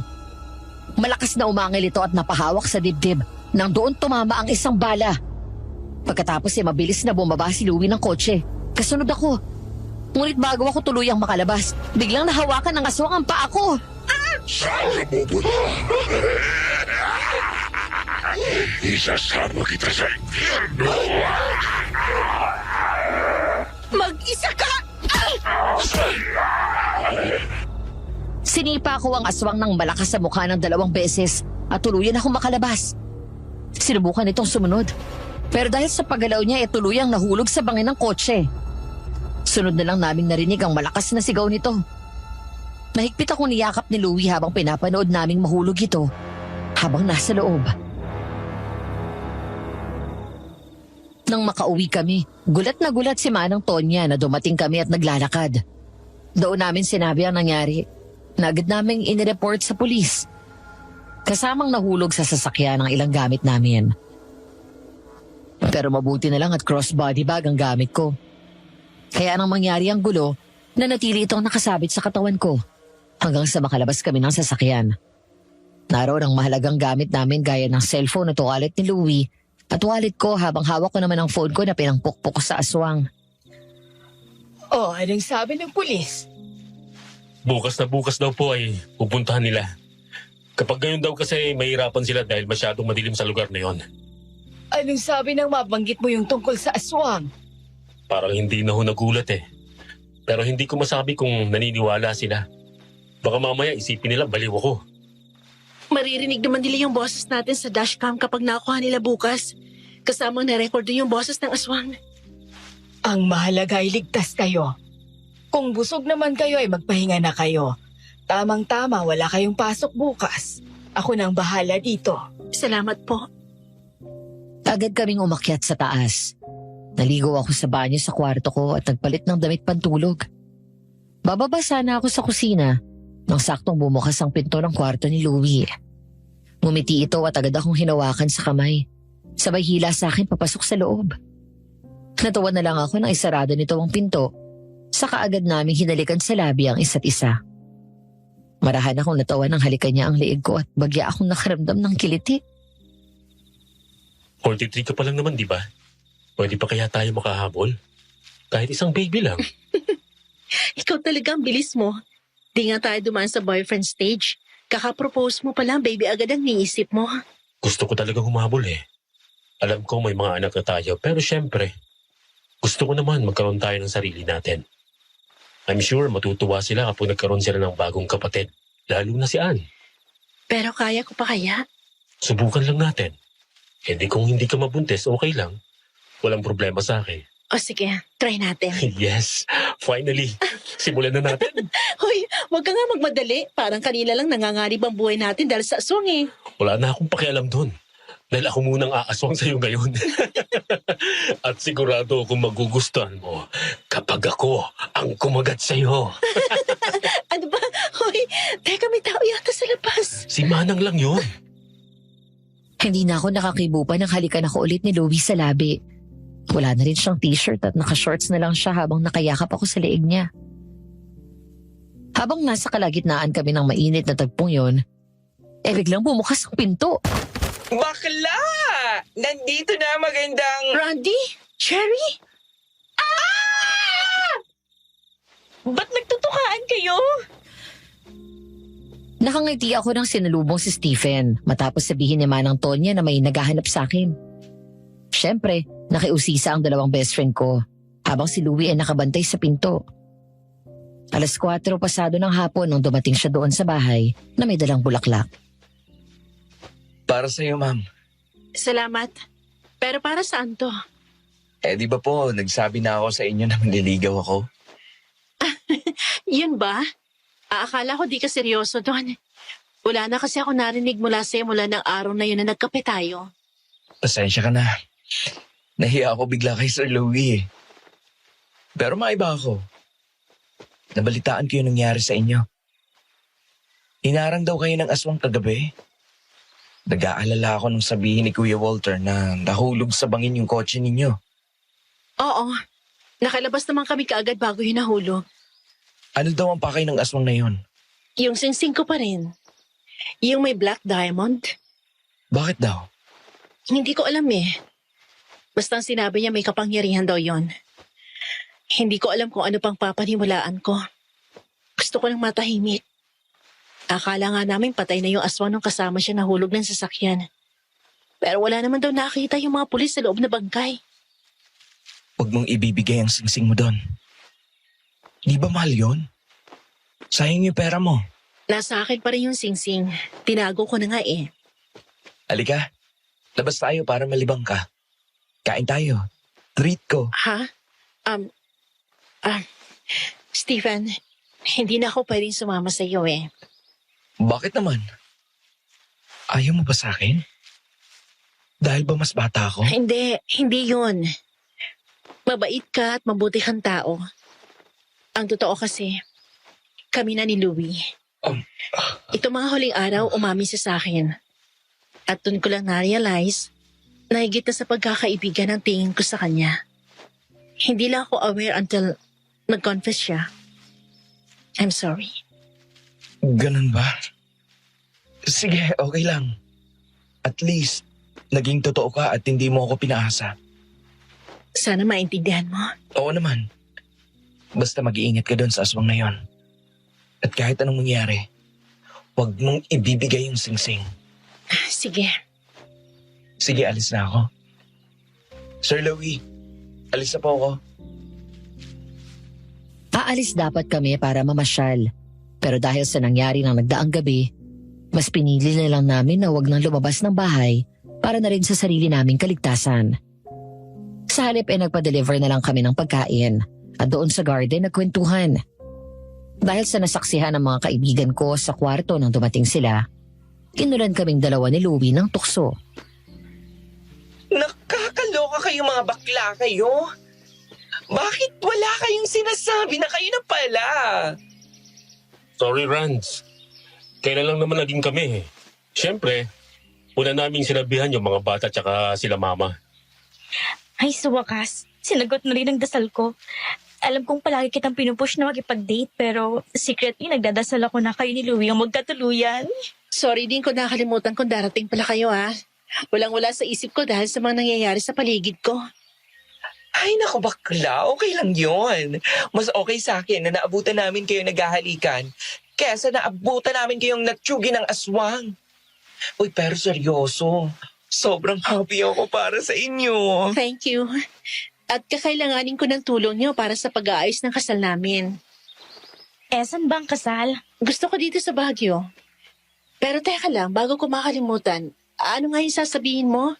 Tungkol ba yan sa singsing? Ay, oo nga pala. Hinatuklasan ako tungkol sa singsing na yan. Ano yun? Nagtanong yung kasama ko sa mga nakakuha niyan bago napunta sa auction house namin. And my gosh, ang creepy. Ayon sa kwento, not sure kung totoo ito ha. Pero si Doña Isabel Montañez daw ay isang aswang. Ano? Aswang? Oo, ang singsing na yan ay heirloom ng pamilya nila. Lahat daw ng mga anak niya ay pinag-interasan yan. Dahil kung kanino man ipamana yan, ni Doña Isabel, ibig sabihin ay siya ang mamumuno sa ang kanila at siya rin ang magmamana ng kayamanan na maiiwan ng matanda. Ibig sabihin, leadership plus money equals power and influence. Kaya maraming may interes. Ngayon naiintindihan ko na. Kaya pala sinusundan ako ng mga aswang. Baka isa siya sa anak ni Doña Isabel? Kung may paraan lang para malaman natin. Anong balak mo? I-give up mo ba ang singsing? Kung para sa ikakatahimik namin, oo. Wala na akong pakialam sa pera. Basta layon lang kami ng mga aswang. Ay, ako na ang magbubukas. Dahil sa sinabi ni Randy ay napaisip kami ng malalim ni Louie. Ngayon ay hindi namin alam kung saan lalapit para masurrender ang singsing. Ayaw namin isaalang-alang ang kaligtasan namin na hanapin at makipagkita sa aswang. Dahil hindi pa rin yun basta alahas lang. It's a piece of jewelry worth more than 1 million pesos. Bukod doon, kung totoo man ang nalaman ni Randy, maaring gamitin yun ng aswang sa kasamaan at baka mas maraming tao ang mapahamak. Naputo lang pag-iisip namin nang pumasok si Manang Tonya. Bobby, may naghahanap sa'yo. Si Mang Kin daw, yung janitor sa hotel. Hihingi daw ng tulong sa'yo. Si Mangkin? Paano niyo nalaman tong bahay? Mga Bax, sandali lang ha. Nang lumayo ako ay sumunod sa akin si Louie. Palapit pa lang kami sa gate nang magring ang phone nito, kaya huminto siya sa paglalakad at sinagot ang tawag. Habang ako naman ay lumabas ng gate. Doon ko natagpuan si Mang Quinn na naghihintay. Mangkin, magandang hapon po. Magandang hapon po, ma'am. Pasensya na po kung nakakaabala man ako. Hindi po, wala yon. Ano pong ate na napasyal kayo dito? Ma'am, naiyaman po ako pero kinapalan ko na ang buka ko. Paghihiram po sana ako ng pera kahit 1,000. Kailangan ko lang ho na magpadala sa pamilya ko. May emergency kasi sa bahay. Ay, sige po. Sandali lang kukuha ko ng pera sa loob. Salamat po, ma'am.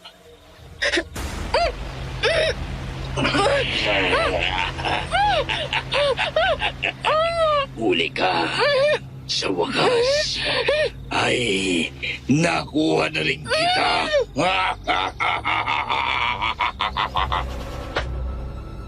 Nang tumalikod ako, biglang tinakpan ni Mang Quinn ang ilong at bibig ko ng puting panyo.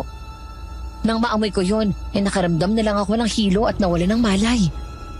Ang kwento nila sa akin, sinalo daw ako ni Mang Quinn at sinampay sa balikat nito. Kitang-kita daw ni Louie ang nangyari at agad tumakbo palabas. Ngunit bago pa makalapit, nagulat siya nang humaba ang kuko ni Mang Quinn at lumabas ang pamilyar na tinig. Bobby! Mangkin! Anong ibig sabihin nito? Diyan ka lang. Huwag kang lalapit. Ikaw ang isa sa aswang. Kung gusto mong mabuhay pa ang babae nito, punta ka babaya sa address na ito. At siguraduhin mo na dala mo ang singsing na may itim na diamante. Alas 9 punto ng gabi. Kapag wala ang singsing, papatayin ko ito. At kapag may nakita ako kahit isang galon sa katawan ni Bobby, akong papatay sa'yo. Bobby! Tatawa-tawang tumakbo ang aswang na karga ako at sinundan niyo ni Louie. Sumuot ito sa mga halamanan at bumaba sa kakahuyan sa bangin. Susunod pa daw sana siya pababa, pero may pumigil sa kanya. Nang lumingon si Louie, nagtaka siya nang makita si Stephen. Tutulungan ko kayo na mabawi siya. Alam ko kung saan niya dadalhin si Bobby. Madilim na nang maalimpungatan ako. Nang unti-unti akong dumilat bigla akong napasigaw sa gulat. Pati na rin sa takot. Sabay balikwas ng bangon. Matapos bumulaga sa akin ang nakakakilabot na mukha ng aswang. Sumiksik ako sa sulok ng papag at doon ko lang napansin na nakakadena ang isa sa paa ko. Nang lumingon ako sa paligid naroon ako sa isang malaking kwarto ng isang lumang gusali. Madilim, malamig, at ang ilaw doon ay nagmumula sa maliit na apoy sa di kalayuan. Ikaw palang aswang mangkin? Anong kasalanan ko sa'yo? Ginawa mo ang singsing ko. Mananalo na sana ako sa auction na yun. Pero tumaya ka ng mas malaki. Ibig mong sabihin, Oo, naroon ako. At isa ako sa tumaya para makuha ang singsing na yun. Ako ang tumaya ng 1.3 million. Gusto kong nakawin yon sa auction house. Ang singsing na yun, pero hindi ko magawang makapasok dahil sa dami ng mga bantay. Kaya ang huling alas ko ay sumali sa bidding. Pero anong ginawa mo? Inagaw mo sa akin ang singsing ko. hindi ko na kasalanan kung mas may pera ako sa'yo. At hindi ko kasalanan kung bobo ka. Naturingan kang aswang, pero hindi mo mahanapan ng paraan paano makukuha ang singsing mo? Ang sabihin mo, tanga ka! Ah! Bakit? Nainsulto ka? Alam mo kung bakit hindi mo makuha-kuha ang singsing? Dahil alam ng Diyos ang masamang balak mo! Wala kang alam. Mga pangyarihan ng singsing na yun. At kapag hindi ka nadala dito ni Louie, sa dinakdang oras ko, pamatayin kita. Mangkin! Nandito na ako! Louie! Magaling. Lumating ka na eksakto sa oras. Dala mo ba ang singsing? Nasa bulis ako! Ibigay mo sa akin ngayon din. Pakawalan mo muna si Bobby! Makakawalan ko lang siya kapag naibigay mo sa akin ang singsing. Hindi! Wala akong tiwala sa demonyong gaya mo. Kaliwaan tayo! Palakarin mo si Bobby palapit sa akin. At kapag nasa gitna na siya, ibabato ko sa iyo ang singsing. Sige. Pumapayag ako. Nagmamadali nitong nilapitan ako at inalis ang kadena sa paa ko. Pagkatapos ay hinablot ako sa damit at halos itulak habang naglalakad. Naiyak ako nang makita ng malapitan si Louie. Baka sa mukha niya ang magkahalong galit sa aswang at ang pag-aalala at takot sa kaligtasan ko. Akma akong tatakbo papunta sa kanya, pero pinigilan ako ni Mang Queen. Hinawakan niya ako sa leeg na nakaaba ang matulis nitong kuko. Isang maling kilos, tiyak na tutusok ang dulo nito sa akin. Louie! Huwag kang matakot. Nandito na ako. Tumubad ka sa usapan. Pagkakawalan ko ang babae ito. At ibabato mo sa akin ang singsing. Nangangako ako. Sige. Lakad lang. Huwag kang tatakbo. Nanginginig ang mga paa ko dahil sa magkasamang takot at lamig ng panahon. Naglakad ako palapit kay Louie. At nang nasa gitna na ako sa kanya binato ang box ng singsing. Doon ako tumakbo palapit sa kanya. Nang masalo nito ang kahon, tumawa ng malakas ang aswang nang binuksan ang kahon at makita na nasa loob ang kanyang inaasam na singsing. Sa wakas, nasa akin ka na rin. Ako na ang mamumuno sa hanggan ng mga Montales. Mapapasakin na ang pera ni Ina. Siguro naman. Patatahimikin mo na kami. Nakakalimutan niyo na ba? Ang palaging sinasabi sa inyo ng matatanda na huwag basta magtitiwala sa hindi nyo kilala. Anong ibig mo sabihin? Ngayon nasa akin ang singsing. Papatayin ko naman kayo. Doon ka sa tabi! Bilis! Tinulak ako ni Louie papunta sa gilid. Sabay labas nito ng isang bote na maliit mula sa kanyang bulsa. Sinaboy niya ang laman na likido sa aswang. Malakas itong sumigaw. Pati lang sandali pa nakita ko na nalapnos ang balat nito. Galit na sumugod ang aswang. Pero naglabas ng patalim si Louie. Nang talunan siya nito, mabilis siya nagpadulas sa ilalim ng aswang kaya napunta siya sa likod. Agad siyang sumugod at mabilis na sinaksak ang aswang. Alam ko lang traidor ka. Kaya pinaghandaan kita. Ngayon nasa akin ang singsing. Hindi nyo ako mapapatay.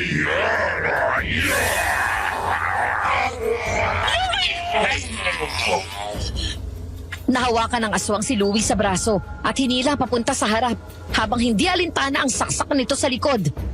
Pagkatapos binao ng mga kuko sa balat nito. Nang umangat ang isang kamay nito, doon ako mabilis na tumakbo at dinampot ang patalim. Saka ko sinaksak at binaon yun sa katawan ng aswang. Nagwala ito at nabitawan si Louie.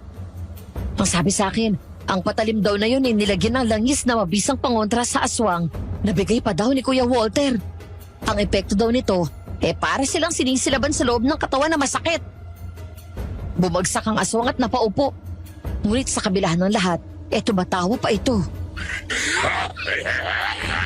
Hindi nyo ako napatay noong mahulog ang kotse nyo sa bagin. Anong sa tingin ninyo? Mamapatay nyo ako sa ganitong paraan.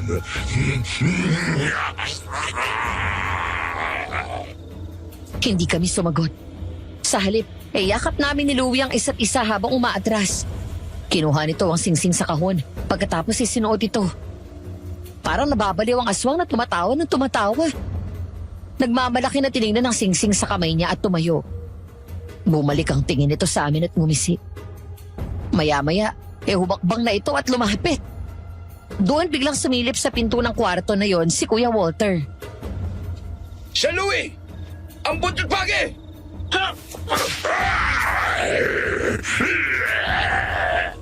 Sa pag-aakala na hindi siya tatablo ng buntot pagi, pinagpatuloy niya ang paglapit at tiniis ang takot at sakit na dulot ng hapdi ng hataw nito.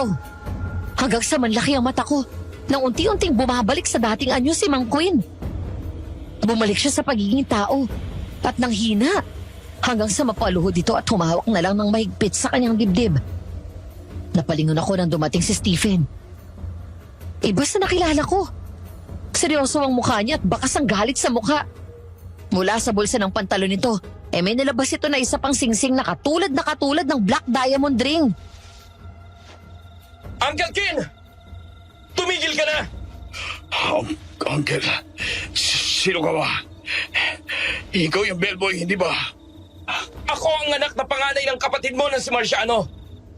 Gaya mo, narito ako para bawiin ang singsing sa pag-uutos ni Lola. Pero hindi gaya ng intensyon mo na gamitin sa kasamaan. Kung hindi para ibalik ito kay Lola. Kapag hindi kayo huminto sa pag-aaway-away magkakapatid, dahil sa singsing na to, mapipilitan siyang sirain ito. Sirain? Nababaliw na ba kayo? Hindi ko ibibigay ito sa'yo. Anong nangyayari sa akin? Anong hindi ako makahinga? Ang singsing na hawak mo ay huwad.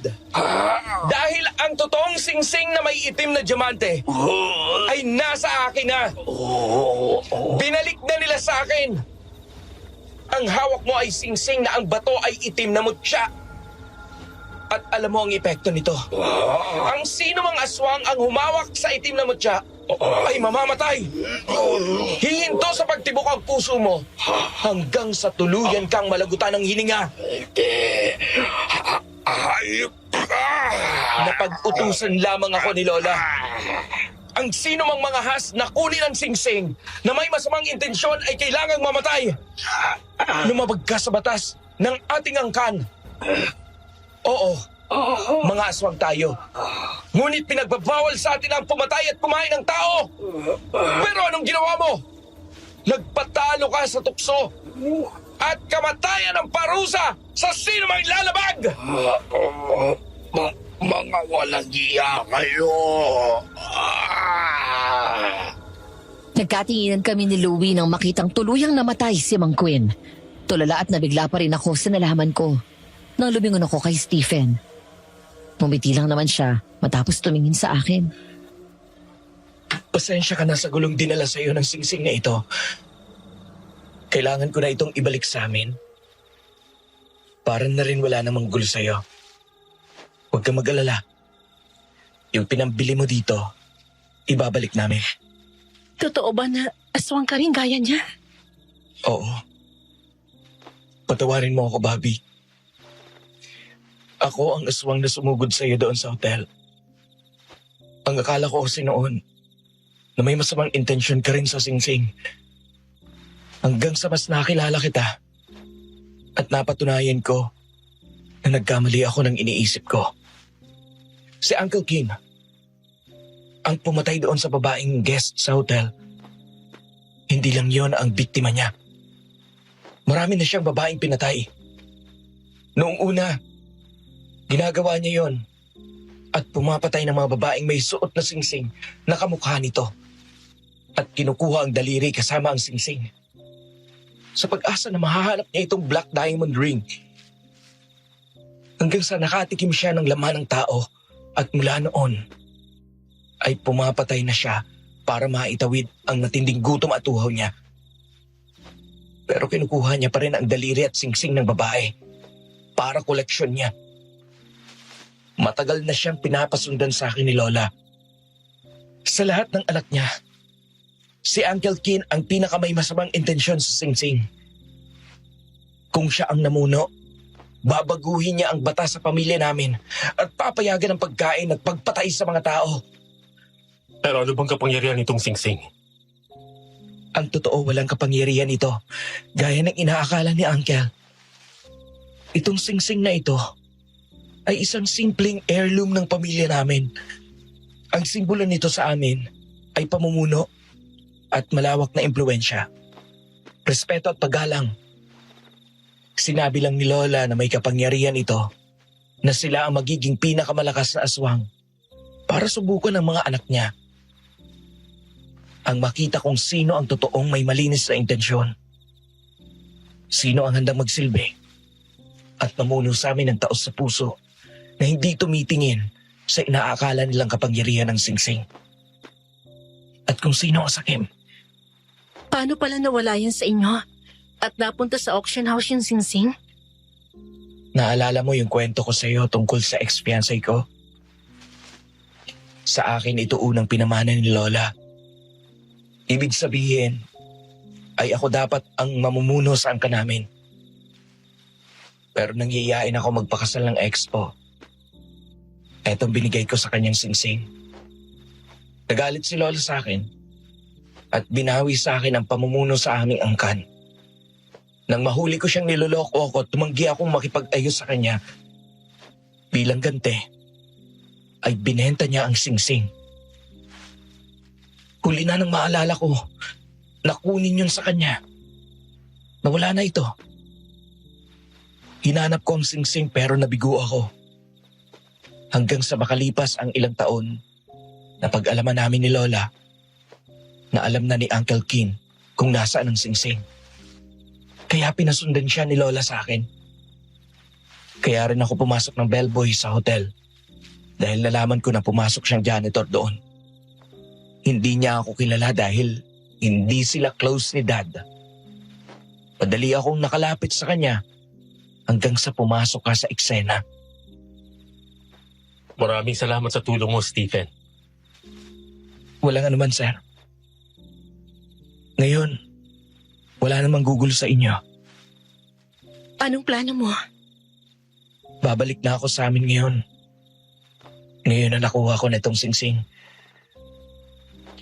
Pero gusto ko lang na malaman mo na totoong nagustuhan kita at hindi yun pagpapanggap. Ito na rin siguro ang huling pagkikita natin. Iniwan ko na po sa locker ko yung resignation letter ko. Salamat, Stephen. Mag-iingat ka, ha? Halika na. Umuwi na tayo. Dahil nag-aalala na sa'yo sila Randy.